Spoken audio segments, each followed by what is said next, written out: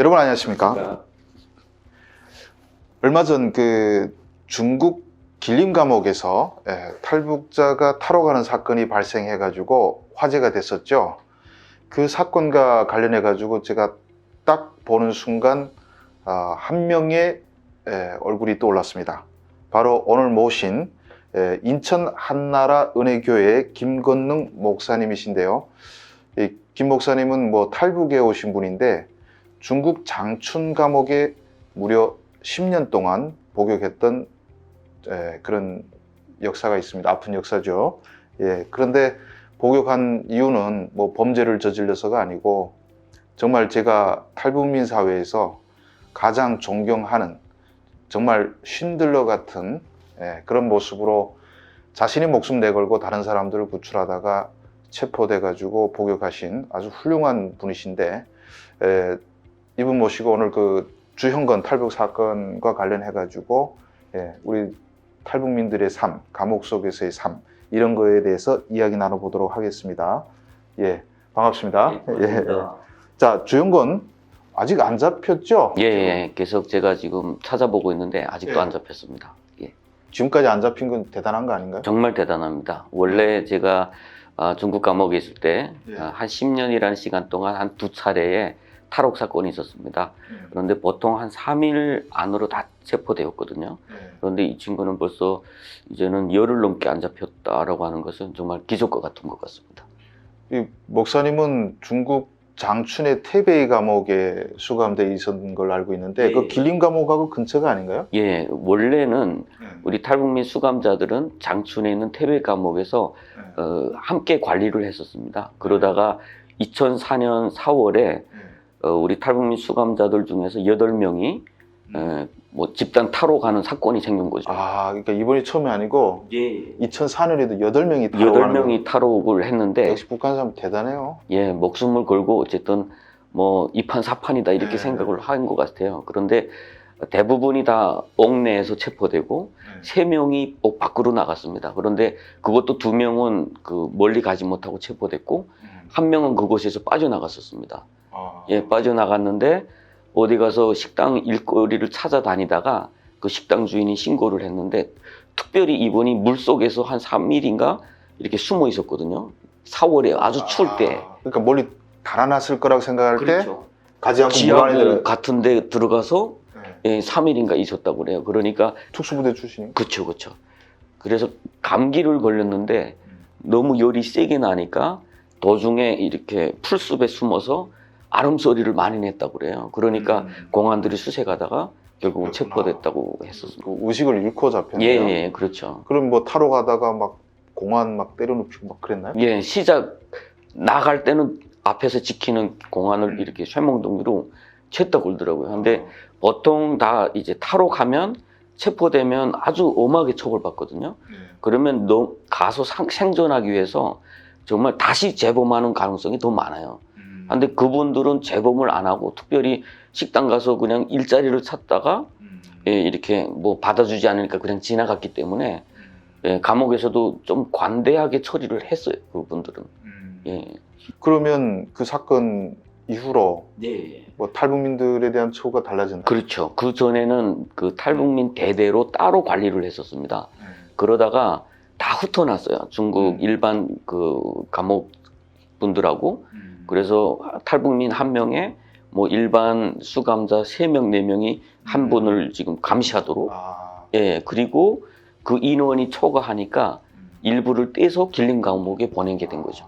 그 사건을 계기로 해서 그렇죠. 길림 감옥에 탈북민이 가게 됐는데 이번에 주현건은 그 우리 한국 언론에 보도되기로는 중국 넘어와서 뭐 어떤 여성을 칼로 찔러서 이렇게 말하자면 범죄를 저질러서 처벌받은 것으로 알려져 있는데 사실인가요? 제가 그 자료를 살펴보니까 이분이 그 11년 3개월이라는 형을 받았어요. 그런데 중국 법에 의해서 입실 강도, 그러니까 방문을 열고 들어가서 강도질 했을 때는 10년 이상입니다.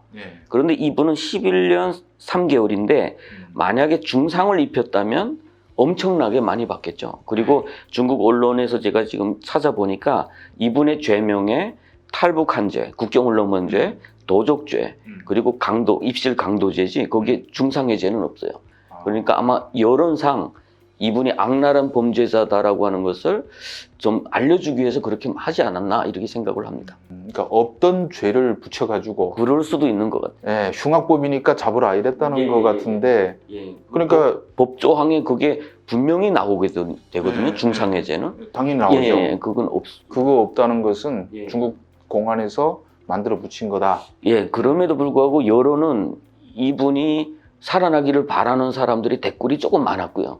그리고 이분이 왜 열심히 감형을 2번 받으며 살다가 형기가 아직 2년이 안 남았을 때 탈출했을까라고 하는 부분에 대해서 우리 탈북민 수감자들이 북한으로 넘어가면 또다시 겪어야 되는 것에 대해서 좀 다루고 있었습니다. 네. 그 주형건이라는 사람이 그러니까 중국 넘어와서 아무래도 옷 갈아입어야 되니까 어느 집에 가서 훔치고 있다가 주인이 오니까 강도가 된 거죠. 네. 예. 그래서 10년 이상이 된 거죠. 근데 뭐 감형 2번 받았다는 것은 그 생활을 잘했다는 거죠. 잘했다는 거죠. 열심히 하고 중국은 그 열심히 하면 한 달에 감형 점수를 얼마씩 줍니다. 네. 그러다가 뭐 몇 개월 쌓였다가 한 번이라도 싸우거나 다치면 또 그게 또 삭감되거든요. 그러니까 지금까지 2번 감형 받았다. 그건 한 번도 사고 안 치고 잘했다는 또 소리거든요. 네. 그럼 이 사람은 그러면 그렇게 뭐 우리가 보도된 것처럼 그렇게 흉악한 사람은 아닌데 왜 그러면 넘어왔는지도 혹시 그 기록에 재판 기록이 있나요? 기록에 2004년도 때에 그 시집간 누나의 가족을 중국으로 보냈답니다. 그리고 중국에서 이 가족들은 사라졌대요. 그러니까 한국에 온 것으로 지금 추측은 하고 있는데 그리고 나서 이 죄 때문에 이분은 그 샛별의 어느 탄광에 가서 9년 동안 그 아주 고생을 많이 했다고 해요. 강제노동처럼. 그러다가 다시 생존을 위해서 거기 삶이 너무 힘드니까 거기서 탈북을 했다. 뉴스는 언론에서는 그렇게 지금 소개를 하고 있었습니다. 아직도 안 잡혔다니까 뭐 살아서 한국에 왔으면 좋겠는데 그 혹시 목사님은 저 10년 동안 복역하면서 혹시 감형 받으셨어요? 예, 감형 2번 받았습니다. 저도 열심히 생활 잘하셨네요. 잘할 수밖에 없고요. 자, 우리 김건능 목사님이 왜 감옥에 가게 됐는지 이건 제가 다음 시간에 얘기가 길어서 다음 시간에 말씀드릴 텐데 한 가지만 간단히 말씀드리면 중국 검사들이 이분의 소행에 감동돼 가지고 너는 북역하면 죽는다. 내가 봤을 때는 너는 민족의 영웅이다.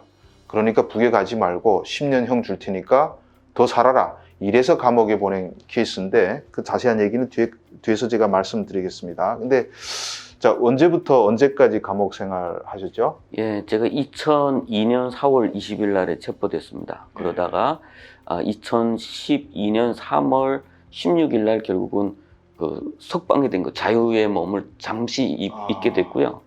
예, 그리고 2012년 4월에 이제 한국에 나오게 된 것입니다. 그러면 그때 수감 생활하실 때 그 장충 감옥에는 탈북민들이 한 몇 명 있었어요?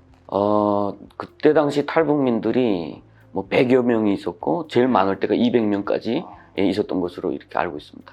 그러면 보통 우리가 탈북민이 체포되면 북송된다고 알려져 있는데 대부분 다 북송입니다. 근데 어떤 사람들이 또 감옥에 가나요? 보통 다 뭐 탈북해서 뭐 여러 가지 일반 범죄가 있고 또 마약범도 있고 뭐 여러 가지의 범죄로 이렇게 들어온 분들이 꽤나 많이 있습니다. 예, 특별히 마약범들 중에는 조금 함정 수사 때문에 억울하게 들어온 분들도 좀 있었고요. 그러니까 그 중국에서 그냥 잡히면 북송, 뭐 자기들 봤을 때 범죄가 있다고 판단되면 재판을 해가지고 그렇죠. 재판해서 감옥에 보내죠. 보내면 그 감옥 일과가 어떻게 돼요? 아침 보통 주말 개념은 없습니다. 그냥 큰 그 부지에 수많은 공장들이 들어와 있고 그 한 개 공장마다 한 개 대대 뭐 수십 명씩 이렇게 배치가 돼서 아침부터 저녁까지 그냥 노동입니다. 저는 그냥 그 뜨개 옷을 뜨개 옷 계속 뜨고 기계로 짜는 그런 뜨개 옷을 짰습니다. 그럼 뭐 식사는 뭘 줍니까? 그 빵을 이제 보통 주고요. 명절날에는 뭐 밥도 주고 일주일에 한 밥 2끼는 입밥을 주고요. 탈북민들은 참 그런 생활을 하면 좀 외롭겠어요. 뭐 면회 오는 사람도 없고 그렇죠. 정말 가난한. 그렇죠. 중국은 이제 치약 시설부터 시작해서 다 싸서 써야 돼요. 그건 주지는 않거든요. 그러니까 면에 와서 돈을 넣어주지 않으면 거기서 살기가 너무 어려운 거죠, 사실. 뭐 겨울에 막 춥고 그러나요? 그 지역은 워낙 추운데 옷은 또 두꺼운 옷을 이렇게 줍니다. 예. 그러면 그 감옥 생활하면서 뭐 많은 탈북민들을 또 보게 됐을 거 아니겠습니까? 그 감옥 생활하던 와중에 혹시 뭐 인상적인 탈북민 같은 게 있나요? 예, 예. 대표적으로? 뭐, 네. 보이부 출신의 네. 어떤 한 분이 계셨어요. 네. 그런데 그분이 보이부 일로, 결국은 우리가 말로 국가일이죠. 국가일로 아편을, 그러니까 필로폰을 팔다가 중국 공안에 의해서 체포돼서 사형 판결 그 유예, 그런 거를 받았어요. 그러니까 사형 집행 유예라고 하죠. 예, 그것을 받고 감옥에 들어왔는데 뭐 계급은 어느 정도? 상좌였죠. 상자면 상당히 센데. 예. 평양에서 210 연락소에서 일을 했고, 뭐 국가 일을 하다가 와서 자기가 항상 국가가 자기를 데려갈 것이라는 그런 생각을 가지고 한동안 살고 있었어요. 그러다가 그것이 점점 희미해지면서 엄청 많이 힘들어하는 것을 보았습니다. 그 보이부 상자가 파견돼 가지고 팔 때는 그 뭐 충성의 작업 뭐 그런 건가요? 그렇죠, 그렇죠. 이분들이 마약과 함께 뭐 명태나 여러 가지를 많이 했더라고요. 그런데 김정일이 생일이나 이럴 때면 직접적으로 전화해서 뭐 충성 작업 드리겠습니다. 이렇게 하면 뭐 사무실에 가져다 놓으라 이렇게 하고 예, 그런 식으로 이렇게 했다고 그러더라고요. 충성 작업 마련. 약을 팔아서 달러 벌어서 김정일한테 그때는 따박따박 올라가다가 근데 중국에서 걸렸어. 그러면 나라에서 나는 뭐 꺼내 주겠지 했는데 아예 생까 버린 거네요? 그 전까지는 그런 사례가 있다고 그래요. 국가 일을 하다가 중국에 체포됐는데 북한에서 대표단을 파견을 해서 사죄를 하고 그분을 데려온 일은 있었다고 합니다. 그런데 2000년도인가 러시아의 푸틴 대통령이 가서 그 김정일에게 그 2001년인 걸로 기억하는데 그런 사실을 이야기를 했다고 합니다. 이 마약이 많이 나온다. 그 좀 단속해달라. 그래서 그때 지시가 자기가 있을 때 직접 떨어진 것이 이제는 마약 일로 외국에서 이제 체포된 사람, 문제가 생긴 사람은 국가가 간섭하지 말라. 이런 지시가 떨어진 거죠. 돈은 지가 먹다가 잡히면 그냥 내버려 두고 아 이건 뭐 조폭 조폭이 아니죠 이거 그 남미 같은 데 보면 그 카르텔이 있잖아요. 거기도 조직이라다 잡히면 다 돌봐주고 뭐 해주는데 이건 뭐 조폭보다 못한 사회네요. 근데 너무 힘들어했습니다. 거기 있으면서도. 제가 봤을 때는 아니 그 보이부 하면 이게 탈북자를 잡는 사람들인데 또 탈북자가 있잖아요. 그렇죠. 감방 동기가 됐잖아요. 감방 동기가 됐죠. 그럼 뭐 어떤 심정을 해? 저한테 조금 어느 정도 이렇게 뭐 저를 좀 좋아했고 제가 조금 도움도 드렸습니다. 그러면서 솔직한 말로 이야기를 하더라고요. 외국에 자주 다녀보다 보니까 자기네가 무슨 문제 있는 것은 다 안다는 거죠. 그런데 90년대 소련이 무너지었을 때에 고위급에 있던 사람들의 운명에 대해서 북한이 자신들에게 그렇게 가르쳤대요. 그래 망한다. 너희들도 망한다.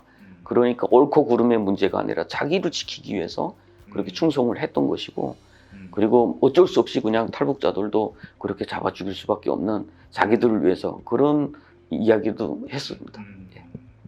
그러면 그 사람은 지금 살아있나요? 지금도 아닙니다. 그 암 때문에 제가 나오기 전에 사망했다고 들었습니다. 그분도 저하고 함께 있다가 길림 감옥으로 이송했었거든요. 아, 결국 국가 일을 하다가 중국 감옥에서 쓸쓸하게 목숨을 잃었군요. 예. 아무튼 저희가 오늘 주형건 탈북 사건을 계기로 해가지고 우리가 지금까지 알려진 주형건이는 상해죄로 칼로 찌르고 잡혀간 사람은 아니고 중국 당국에서 흉악범으로 몰아가기 위해서 만든 것이고 그리고 아직 주형건 잡히지 않았다. 그리고 예전에 중국 장춘 감옥에서 탈북자들이 8명이 또다시 집단 탈북한 사건이 있었고, 타로 간 사건이 있었고, 그리고 그 감옥에서 우리 탈북민들이 어떻게 살고 있는지 이런 얘기 나눴는데 뭐 얘기가 길어져 가지고 오늘 얘기는 여기서 마무리 짓고 다음 시간에 우리가 그 감옥에 대한 얘기 그리고 김권능 목사님이 왜 감옥에 갔는지 정말 제가 기막힌 얘기를 참 들어가지고 그 얘기 다시 나눠보도록 하겠습니다. 기시간 감사합니다. 감사합니다. 감사합니다.